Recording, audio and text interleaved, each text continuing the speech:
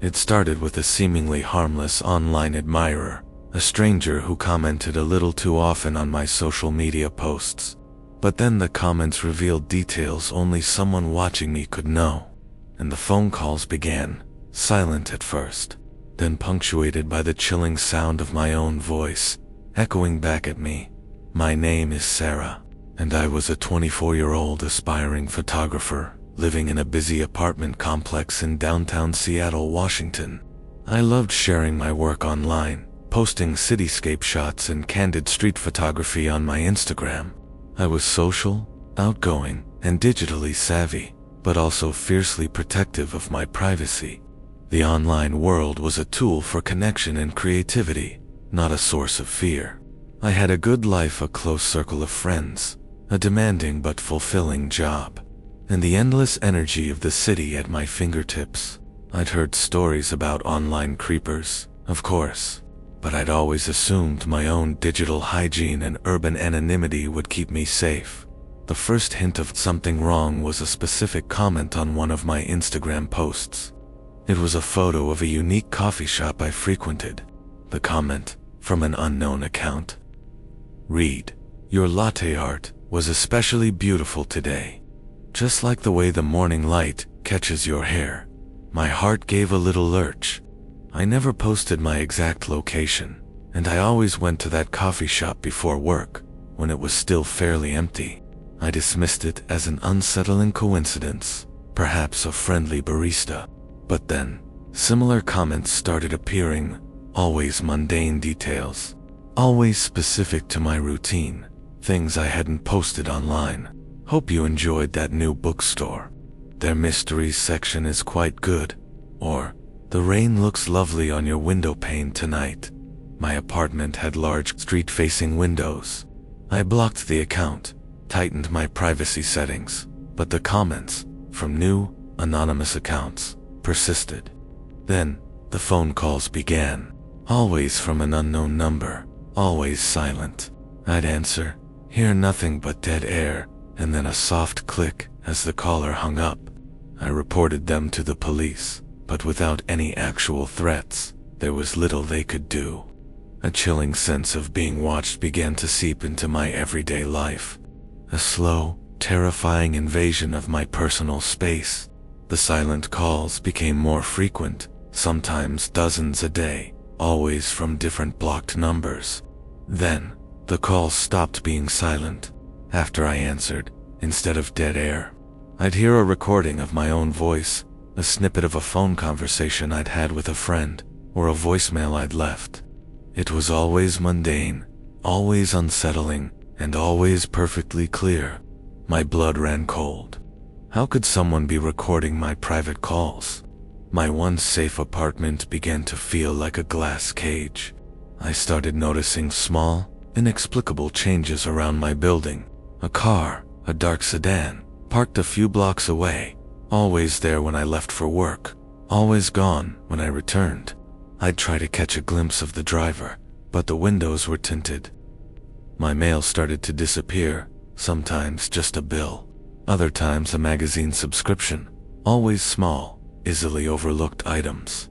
I changed my locks, installed a peephole camera, but the feeling of being watched intensified. I felt a constant prickling sensation on the back of my neck, the weight of unseen eyes. One evening, after a particularly disturbing phone call, where my own laughter was played back to me, I returned to my apartment to find a single, freshly cut red rose on my doorstep. It wasn't just a romantic gesture. It felt like a declaration, a stark reminder that this person knew where I lived, knew my schedule, knew me. The fear became a constant companion, a suffocating presence that followed me everywhere. My vibrant city life turned into a gauntlet of paranoia. The climax arrived on a night of suffocating tension. The phone calls had escalated into a terrifying pattern, recordings of my daily life. Sounds from inside my apartment, the clatter of dishes, the TV playing, even my own quiet hum as I cooked. The chilling implication was undeniable. This person had bugged my apartment, or was somehow listening in from terrifyingly close proximity. I was home alone, huddled in my living room, the blinds drawn, my phone clutched in my hand, when my peephole camera sent a notification to my phone. Motion detected at my door. My heart hammered against my ribs. I stared at the feed. It was dark, grainy, but clear enough to see a figure standing directly outside my apartment door. It was a man, tall and slender, his face obscured by a dark hood, but his posture was unnervingly still, patient. As I watched, paralyzed with fear, he slowly raised his hand towards my door. In his hand, he held my own apartment key, turning it slowly in his gloved fingers, a mocking, deliberate gesture. Then, his head tilted, as if he were listening, and from my phone, the ghost of my own recorded voice, distorted and faint, whispered, "Hello," echoing from the apartment door, as if he were playing it back from something he held. I didn't scream, didn't move. I just stared at the screen, a primal terror gripping me. I knew, with sickening certainty, that he wasn't just watching me from the outside anymore. He was here, at my door, with my key, ready to enter. I sprang from the couch, not even bothering to grab my shoes, and scrambled towards the back fire escape, pushing aside the heavy curtains, desperate to escape. I clambered down the metal ladder, my hands raw, my heart pounding in my ears, not looking back at the door, at the man who was about to enter my apartment. I ran until I reached the nearest police station, incoherent with terror, barely able to explain what had happened. They found my apartment door unlocked, a single red rose placed neatly on my pillow, and a small, discreet listening device taped to the underside of my coffee table. I never went back to that apartment, never lived alone again. Even now, when a phone rings from an unknown number, or I catch a fleeting glimpse of a dark car, I feel a cold knot of fear. I know what it means to be truly seen, truly heard, by someone who isn't just watching, but waiting.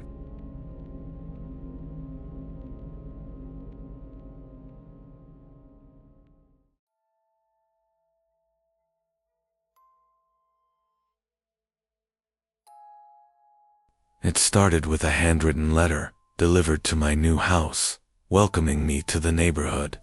But the letter wasn't from any neighbor. It listed intimate details about my life, things only someone inside my home could possibly know.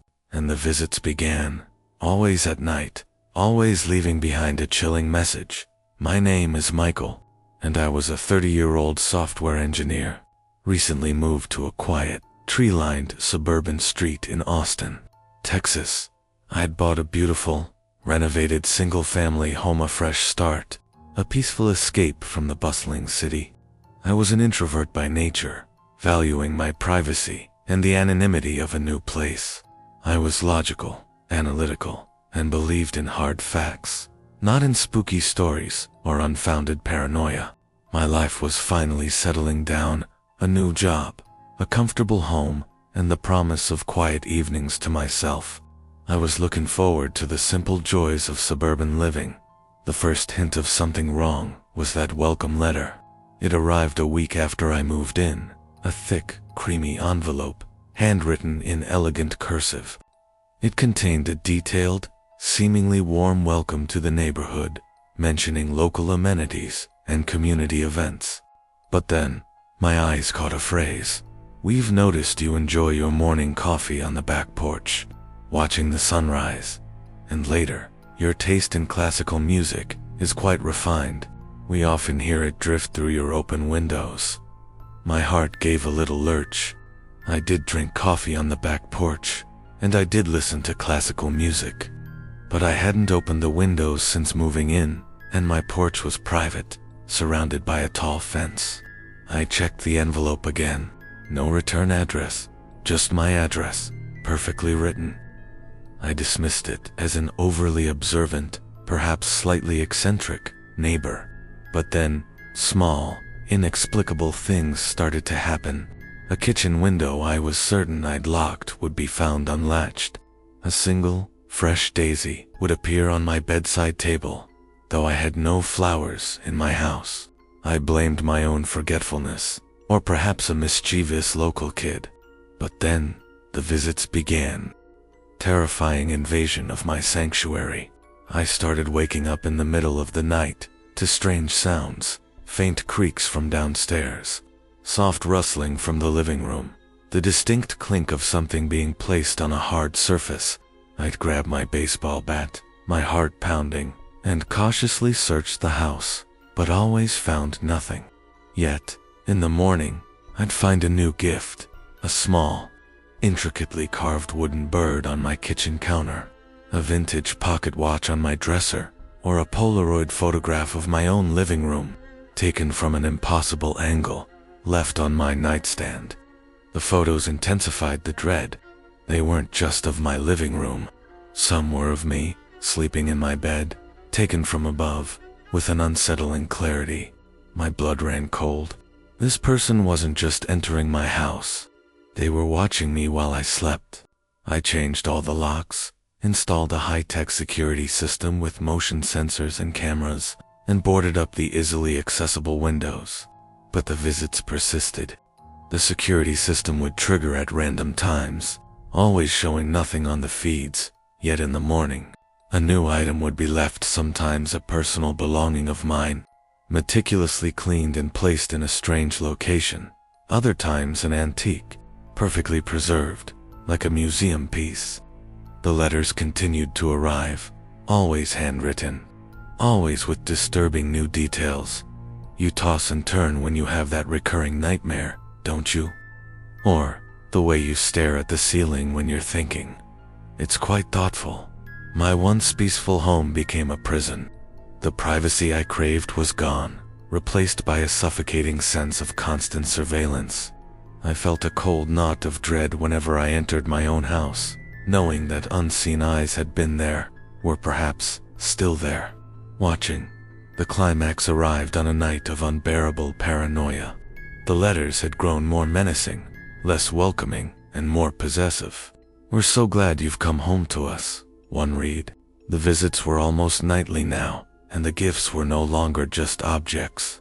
Sometimes they were small, freshly picked wildflowers, placed delicately on my pillow, as if someone had just left. I was huddled in my bedroom, lights on, curtains drawn. A chair propped against the door, my baseball bat clutched in my trembling hands, when my phone, lying on my bedside table, suddenly chimed with a notification. My exterior security camera, motion detected at the front door. My heart hammered against my ribs. I stared at the feed. It was clear, showing the front porch. Standing directly at my front door was a figure, tall and slender, dressed in dark clothing, its face obscured by the shadows of the porch light.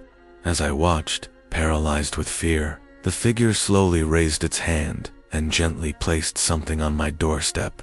Single, freshly picked red rose, its petals glistening with dew. Then, it turned its head, and for a split second, I saw a flash of pale, unnervingly bright eyes, glinting in the darkness, fixed directly on my bedroom window. And then, from my living room, from inside my house, a faint, almost inaudible whisper drifted. "He's leaving a gift, just for you." I didn't scream, didn't move. I just stared at the camera feed, then at my darkened living room, a primal terror gripping me. I knew, with sickening certainty, that the person at my door wasn't the only one. There was someone inside my house, here with me, watching me watch the other. I sprang from my bed, not bothering to grab my shoes, and scrambled towards the back door, through the kitchen, not looking at the living room, at the invisible presence that had just spoken.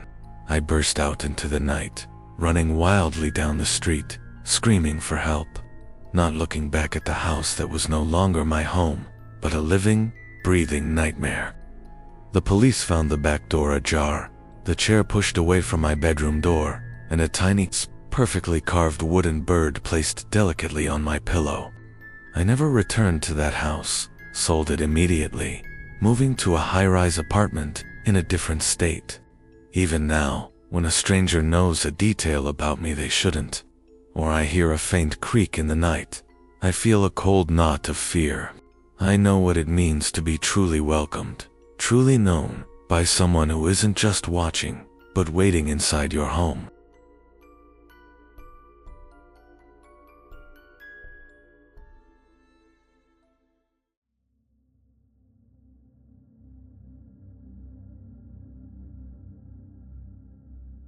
They say the dead can't hold a grudge, but they've never met my ex, Marc. He'd been dead for 5 months, but that didn't stop him from still trying to get my attention. It started with little things. A single rose on my doorstep, a text message from his old number, just a string of jumbled letters and symbols. Then, a few weeks ago, I found a birthday card on my kitchen counter. My birthday was a month away. I had locked the doors, the windows were all shut, and there was no sign of a break-in. This wasn't a joke, or a prank from one of his friends. This was something else entirely. Something cold, something impossible. And it was just getting started. My name is Sarah, and I live in a quiet little suburb in Maine. After Marc died in a car accident 5 months ago, I tried to pick up the pieces. We had been together for 6 years, and while it was a toxic, controlling relationship, his death hit me hard. The house we shared felt empty, a mausoleum of our broken history. My days were a monotonous cycle of work, grief, and the quiet relief of being alone. The only sounds in the house were the creaks of the old floorboards and the hum of the refrigerator. I'd even stopped locking the back door some nights, feeling a false sense of security in my solitude. The town was small. Everyone knew everyone. It felt safe. I was a kindergarten teacher, and my life was filled with simple routines. I'd wake up, get ready, drive to the school, teach the children, and come home. It was a simple, predictable life, devoid of the chaos that Marc had brought. I thought I had finally found peace, but I was wrong. The first sign of trouble was a single red rose, placed on the welcome mat outside my front door. It was a bizarre and unsettling sight, a reminder of the past. A chill ran down my spine, but I brushed it off.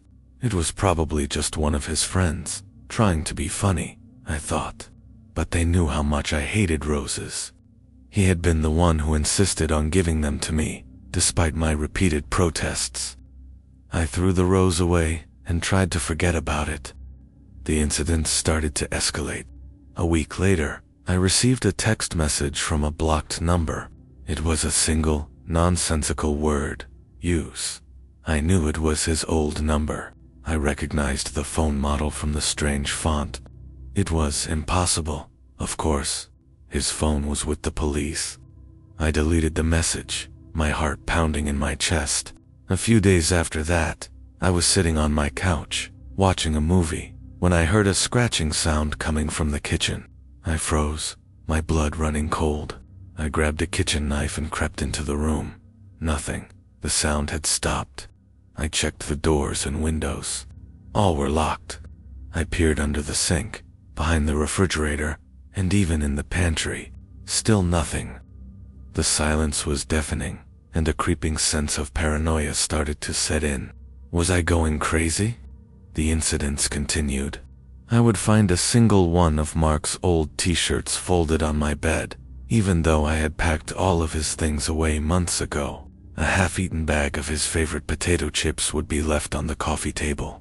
One morning, I woke up to find a glass of water on my nightstand. I always drank a glass of water before bed, but this one was full. My own glass was empty on the floor. I knew I hadn't filled it. I couldn't explain it.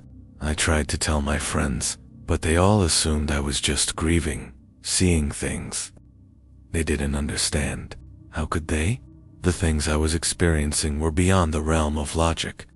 I started to feel like I was going insane.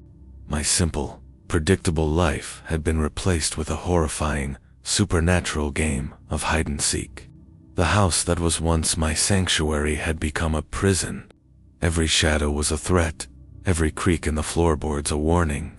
I started to sleep with the lights on, a baseball bat next to my bed. I was terrified, but I had no one to turn to. I was on my own, trapped in this waking nightmare. The culmination of my fear came on a particularly stormy night. The wind howled outside, and the rain beat against the windows. I was huddled under a blanket on my couch, trying to distract myself with a book, when I heard a familiar sound coming from the attic. It was the sound of a woman crying. Not a loud, hysterical sob, but a quiet, rhythmic weeping. I knew that sound. It was the sound of my mother's voice. The same sound she made when my father passed away. I froze, my body rigid with fear. My mother had died 3 years ago, and I hadn't heard that sound since. I was terrified, but my curiosity got the best of me. I slowly crept up the stairs, my heart pounding in my ears. As I reached the top, the crying stopped. The silence was deafening, the only sound, the pounding of my heart against my ribs. I cautiously opened the attic door, and a blast of cold air hit me. The attic was dark, and I fumbled for the light switch. When I flipped it on, a sickening sight met my eyes. The space was filled with hundreds of dolls, all of them arranged in a circle. They all had my eyes, and they were all staring at me. In the middle of the circle, a woman stood, her back to me. She was wearing my mother's favorite dress, a faded blue floral print. I gasped, and the woman slowly turned around. It wasn't my mother. It was me. I was wearing a wedding dress, and I was holding a single, red rose. My blood ran cold, and I screamed, but the sound was trapped in my throat. I don't remember how I got out of the attic, or how I made it to my car. The next thing I remember is driving down the highway, my foot on the gas, tears streaming down my face. I never went back to that house. I couldn't. I moved in with my sister in another state, and I changed my name. I'm safe now, I think. But sometimes, when I'm alone in my new apartment, I hear a faint, rhythmic scratching at the door. I know it's not the wind, and sometimes, when I'm walking home at night, I see a single red rose on the sidewalk. I never touch it. I just walk away, and I don't look back. I know he's still watching me. I know he's still waiting, and I know, one day, he'll find me.